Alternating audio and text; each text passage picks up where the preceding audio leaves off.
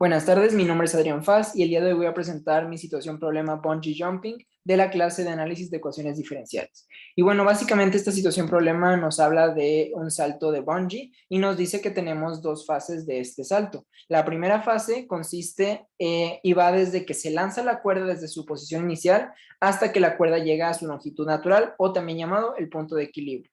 En este caso tenemos que analizar las fuerzas que están involucradas pues en esta fase y podemos ver que la única fuerza involucrada es básicamente la fuerza del peso. Igualamos esto a la masa por la aceleración, que es la segunda ley de Newton, y despejamos para obtener nuestra aceleración, que en este caso la aceleración o xb', que es la segunda derivada de la posición, es igual a la gravedad. Teniendo esta ecuación, ¿qué podemos hacer? Pues podemos integrar una vez para obtener la ecuación de la velocidad ahora. Y como podemos ver, al integrarla tenemos nuestra ecuación de velocidad con una constante, la cual podemos despejar con una de las condiciones iniciales que tenemos y que obtuvimos gracias al saber que nuestro objeto se encuentra en caída libre. Como nuestro objeto está en caída libre, nuestra velocidad inicial es de 0. Despejamos nuestra constante y ahora sí, ya tenemos nuestra ecuación de velocidad final. Teniendo esta ecuación, podemos integrarla para obtener nuestra ecuación de posición final. En este caso tenemos una ecuación de posición, pero tenemos una constante que también podemos despejar con otra de nuestras condiciones iniciales, que es que la posición inicial es negativo 100, que es donde se encontraba la persona cuando se aventó pues desde para el salto de bungee, ¿no? Y después ya tenemos nuestra ecuación de posición final. ¿Qué podemos hacer con esta ecuación? Pues podemos utilizarla para saber en cuánto tiempo la persona va a llegar a la punto de equilibrio final o a la posición de 0 metros. Despejamos la letra T porque igualamos la ecuación a 0, que es el punto de equilibrio, y obtenemos que se tarda 4.515 segundos en llegar a la posición de pues equilibrio o a la longitud natural de la cuerda. Con este tiempo podemos también obtener la velocidad que va a tener el objeto cuando llega a esa posición, que en este caso es de 44.29 metros por segundo y que también va a ser la velocidad inicial de nuestra segunda parte del movimiento, que es ya nuestra fase 2.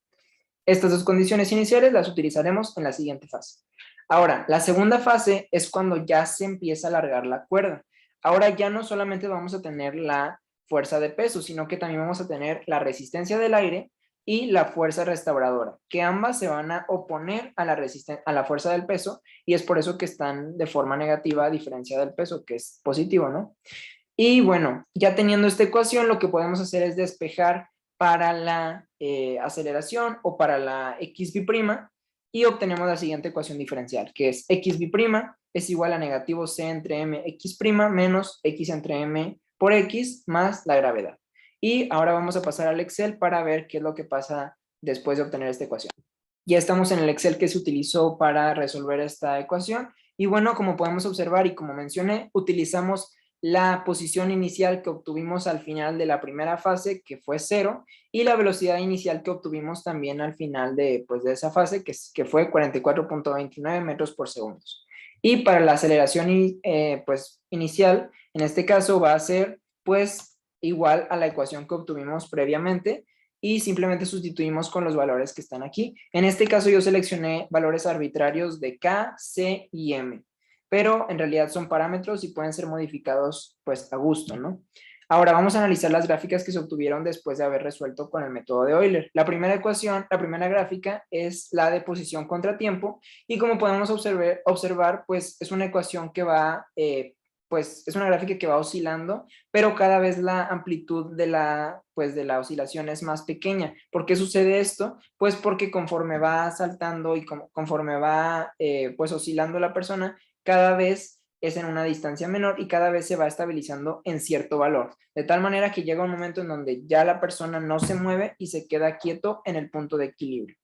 La velocidad contra tiempo es muy parecida, también son oscilaciones que poco a poco se van manteniendo una amplitud más pequeña hasta que llega un momento en donde la velocidad ya es de 0 y ya no se mueve el objeto porque se quedó en su punto de equilibrio.